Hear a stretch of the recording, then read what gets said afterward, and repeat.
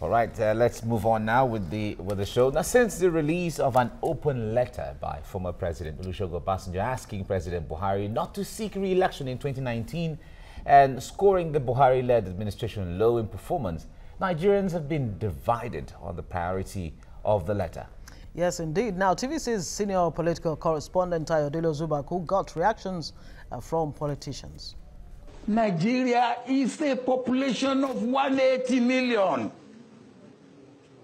And you won't have anybody other than one person or two persons that can run the affairs of Nigeria. What the hell are you talking about?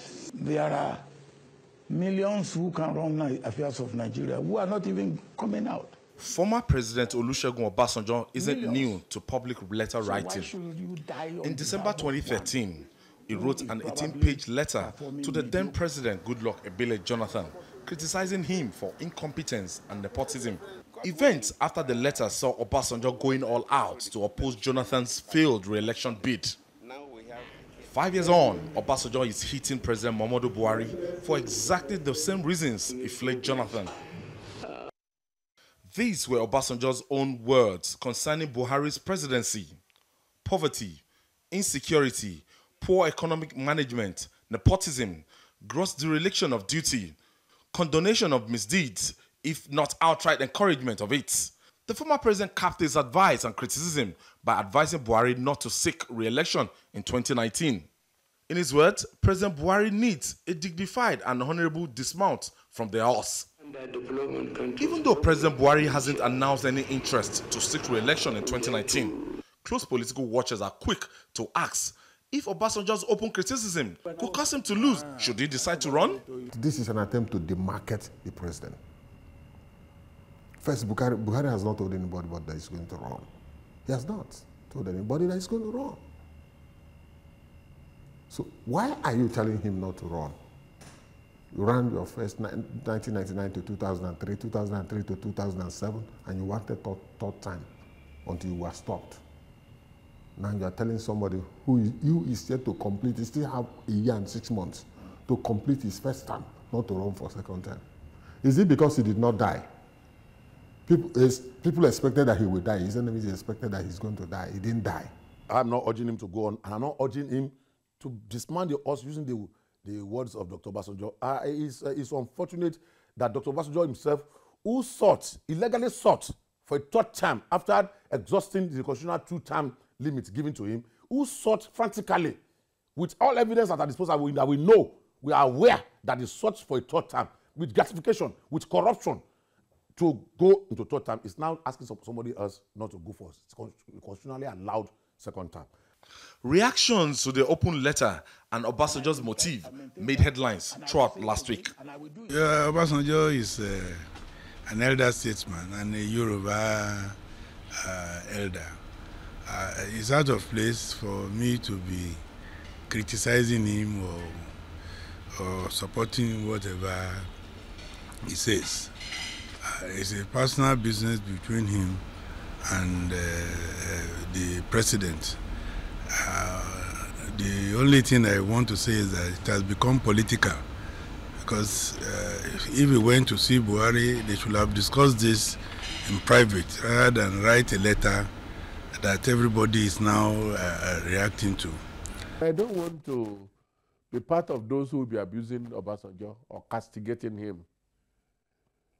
There is no way you read the letter in and out that you will not find element of truth in some of the issues he raised.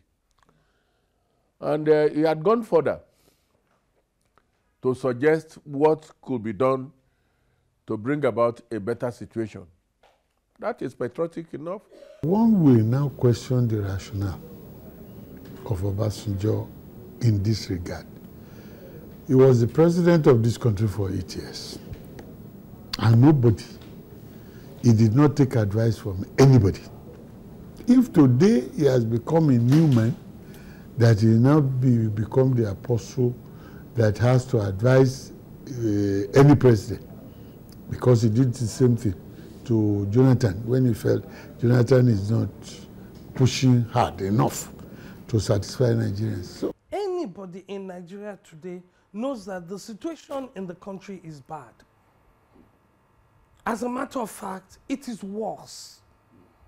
You understand? So if anybody is attacking General Olusegun Obasanjo for saying the minds of the majority of Nigerians, then we have a problem even with the psyche of some of our so-called citizens.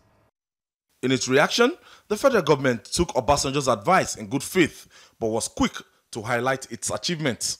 We believe that Obasanjo, because of his very busy schedule, not have been fully availed of developments in the government's effort to revamp the economy, which was battered by the consequences of overdependence on a single commodity, as well as unprecedented pillaging of the treasury. Today, most of the indices by which an economy is measured are looking up.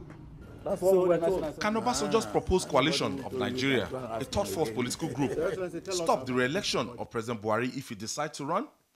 The elections, which are less than 13 months away, will show. Ayodele Ozubaku, TVC News, Lagos. I think the content of this letter and then the reactions that followed will not leave anytime soon. Absolutely not. Well, the fact remains, at the end of the day, you know, the decision will be that of Nigerians to decide who they want to lead them in the next 4 years from 2019. But of course, this government has responded in a very, you know, mature way that some people are saying is not really typical of this government reply like that, which means we're making some progress. Well, we hope it is. But however, Nigerians, the letter, whether it is political or it is personal, like one of the respondents said, well, it's the personal view of former president. And whether he reserves the right He reserves the right like to. every other Nigerian. But however, a lot of Nigerians feel that letter resonates with them. When it comes to feeling the impulse of what the government now is doing or not. Yeah. But however, it is all Nigerians too. Depending on how you see it, depending on how you feel it, it behoves on you to decide where your pendulum of your vote will swing at the polls. Yeah, well, you know, in that response, Lai Mohammed did emphasize the fact that, look, this government inherited a whole lot of rot, and it's going to take longer than 2 or 3 years, you know, to get it all fixed.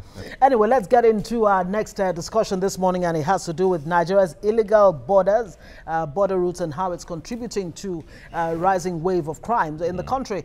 Nigeria has about 90 approved entry points into the country, but about 1,400 illegal border routes still lead into the country.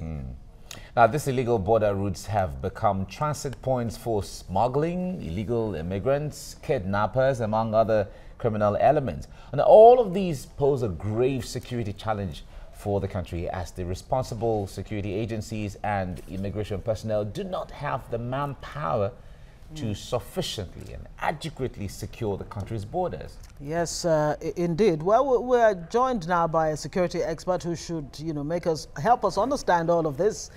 Tony Ofoyeton, good morning, and it's good to see you on TVC Breakfast this morning. Yeah, good morning.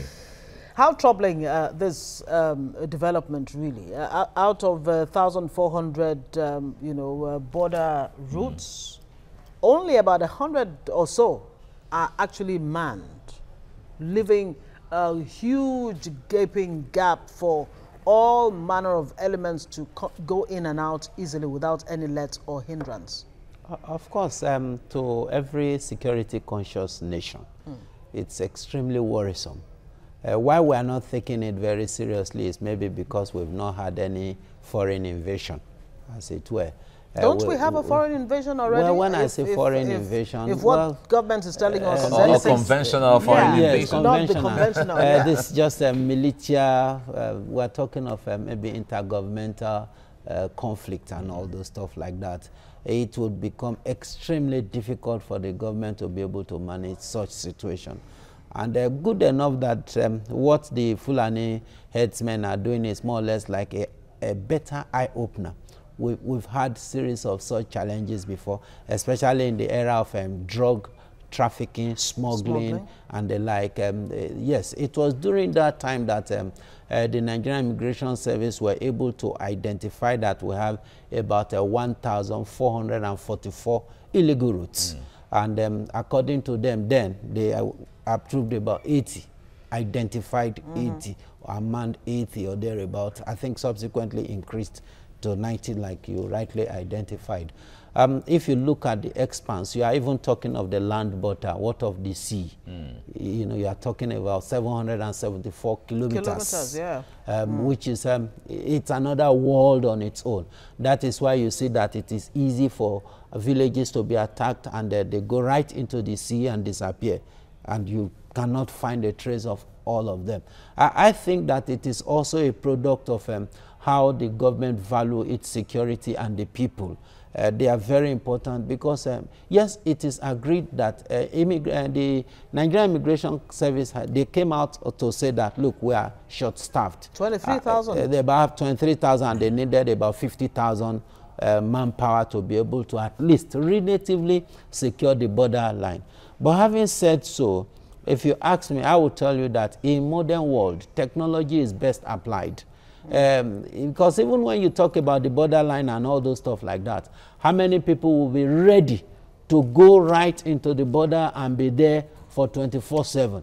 But you can have the electronic devices, the surveillance system that you can install all over, and it's not expensive. Look, with just less than $500 million. During the last administration, they were about to embark on such projects, and their budget was $244 million. I mean, which is just a pantry of what you can get from Ikoyi house at any point in time. Just go there. But that's just for electronic surveillance. Yes, and the truth is that that actually will be most effective, as it were. All you need to do is to have a response team. Once you have the surveillance system, you have the monitoring team in each location with a good proximity. Then you have response team, demarcating the nation into different proximity. When you have a response team, if there is any breach, you will see it. The response team take over at that point in time. By so doing, you reduce the manpower that is needed. You also reduce the cost of paying salaries to manpower on monthly basis, because all you are going to be servicing will just be the response team and not the conventional salary. And don't forget that there will be fatigue. There will also be, you know, in terms of depreciation of even service, and there will be compromises. Even familiarity with the people who go and come every day. A lot of things will come to play. If you are talking about the human element having to protect our borderline, there can never be enough manpower. It can never be enough. But when it comes to, we know that in the ECOWAS sub-region, we know there's, because of there are charters for free movement of trade, free movement of people, of persons here and there. But how do we determine, as it is, even if we have the electronic gadgets, like you said, how do we determine remaining within the framework of allowing people to move, as far as you are a West African, to move in and out of Nigeria? No, there are two approaches to it. Yes, it is true that the ECOWAS Convention allows for free movement, especially for the purpose of trade. But that convention did not say you should move in illegally. You are expected to have the necessary legal documents to move into such country. And you are also expected to pass the legitimate identified route. If you do anything outside these two, you automatically become a presumed criminal. And you are expected to be treated as such. So it is not an excuse to say that ECOWAS Convention said that we should move freely. Yes, but moving freely is not absolute. Don't forget that there is nothing called absolute fundamental rights. There's nothing. And we should not even deceive ourselves with that. There's nothing called absolute fundamental right. I have a right to stretch my hand, subject to the fact that it does not touch your face. It's a simple thing. That's a very good way of putting it. So that convention does not remove, or the powers of any nation to actually protect themselves from unwanted elements. Now, the Nigerian passport is one of the easiest to get in the world. I mean, I've met a number of, non-Nigerians, aliens, I don't want to mention countries now, who actually carry Nigerian passports. It's absolutely And if you ask true. them how they got it, they don't have any good answer for you. No, so how do we begin to fix it? Now, one of the major point? problem is that we don't have anything called good national bank data or national data bank. Now, I've had encounters like that before, like you rightly said, and I'm sure that the Immigration Service, they are also aware of it.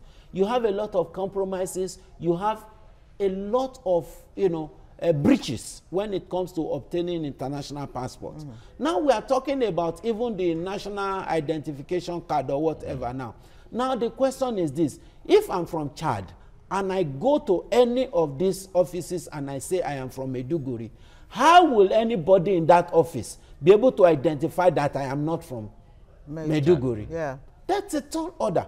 Or that I'm from Niger, that shares border with so many of our northern states. I hope you understand. It is because we don't have a good, national data bank. And that is why it's easy for a Chinese to come and tell you that he was born here and he needs that international passport so that he does not pay anything that is called expatriate quota again, no resident permit again, and all those stuff like that. Now, these are foundational defects that we expect that the immigration start working upon. It's so urgent, but they are not paying the required attention. Look at the issue of the issue of the herdsmen migration and the like. How do you feel when you hear a federal minister or a government functionary coming all out with impetus to say that they are foreigners?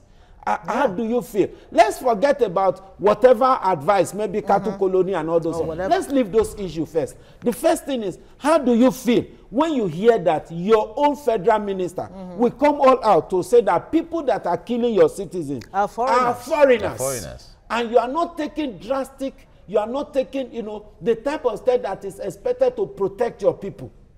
Rather, you begin to hear some suggestions, and at times, if you are not careful, you may run high blood pressure.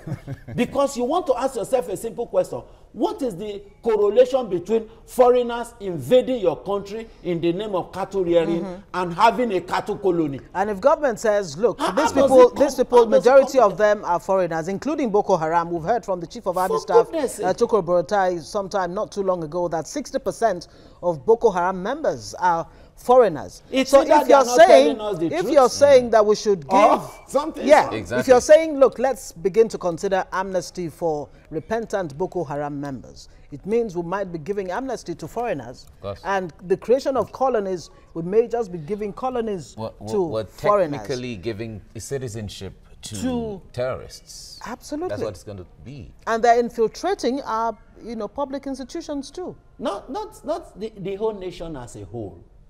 The whole nation as a whole. And I don't know why the government is taking some of this very hard stand, because at times it's so disturbing when you hear, look, it's so easy to solve the issue of the Fulani cattle herdsmen and the like. It's so easy. We have all agreed that cattle rearing is a private business. There is no government involvement in cattle rearing. It's been agreed. Once it's been agreed, why don't you hands off? Let them buy whatever they think they need to. If you and I buy chicken, for goodness sake, do you go to federal government feed and say, give me food to feed my chicken and all those stuff like that? Now, these are things that if the government is not handling properly, it is a dynamite. If it explodes, you are talking of 23,000 immigration. How many army do you have? You are talking of 180 million Nigerians. If 2 million Nigerians react at once, it will be difficult for the federal government to curtail it. Meanwhile, we have every ample opportunity to do that now. The latest World Terrorism Index, 2018, identified and listed Fulani herdsmen as terrorist organization. For goodness sake, why are we being pretentious? Why are we hypocritical? If we are talking about terrorism, they're coming through the borders. Into your country is the issue. And small and light weapons are finding their way into Nigeria. 70% of what you find in West Africa is in Nigeria. Look at it. We agree that we have more than almost 900 illegal routes into the country. Look, no matter what the government will do, there will always be proliferation of small arms. But as it is now, it's no longer small arms. They are big arms. They are sophisticated arms. Yeah. We are talking of the ones that are recovered from Tinker Island, the Papa Pot, and all those stuff like that. Now, if you remember, I said those are the ones that you saw. Before those ones, many have gone successfully. And you have been seeing them being used in all villages everywhere. And the like, killing people, ravaging, and all those stuff like that. There was a video that went viral recently, and for some I think it has to, I wouldn't know exactly where, but there was a video recently that went viral with exactly the kind of guns that were seized from the ports, where they were shooting sporadically, just, I don't know, it was like a ceremony, and the kind of guns really look similar to the ones that highly sophisticated. Yeah, highly sophisticated. Now, if you remember, I told you that the type of, you know, they call it pump action. Exactly, pump action. Yes, the pump action that was brought in then and was that we saw is as sophisticated as AK. You know, it's even much more, because you are talking of a improved version of a pump action, which is not different. The only thing why that is being brought in is because you have the opportunity of having a game license for pump action. So it's easier to bring pump action, have a game license. So even if in the eventuality of being caught with it, and you're able to get a game license, which is as easy as anything you can think of. In the Federal Republic of Nigeria, anything goes. That's why you see some embassies, they are not interested in your document. They want to meet you one-on-one, they want to interact with you, because it's as if our documents are as good as... And Nigeria still does not have an accurate mapping of its borders. We don't. And I think that the Immigration Service should really think along that line if they are concerned about security. Now, I know that when it comes to boundaries, international boundaries, it falls within the jurisdiction of the federal government, which is in the exclusive list. But now that it seems very overwhelming for the federal government, the states, because in all the borders we have, they fall in the jurisdiction of a state. What did it look like? What likelihood would it be for each of the states for the government to tell states to assist in trying to demarcate the part of their state borders that is the international border as well? Now, these things are not contentious in actual fact. They are not as contentious as we, because these are already demarcated borders, international borderline. So the only thing the state can do is, in the event of infringement, in the event of helping to assist in surveillance, you know, like recently we had when I think it was in Cross River State or so, when Cameroon is trying to put up what do you call it, is it Air Force base or something like that, and the government, to me, seems not to be approaching it the way it ought to be approaching it. The next thing you are going to be hearing is that there's already an Air Force base somewhere there, and what will you do? You write on the pages of newspaper and the like, and that's all. It's insulting. I think that the government should now think of getting the state involved in terms of surveillance. It's very imperative, because you have villagers around.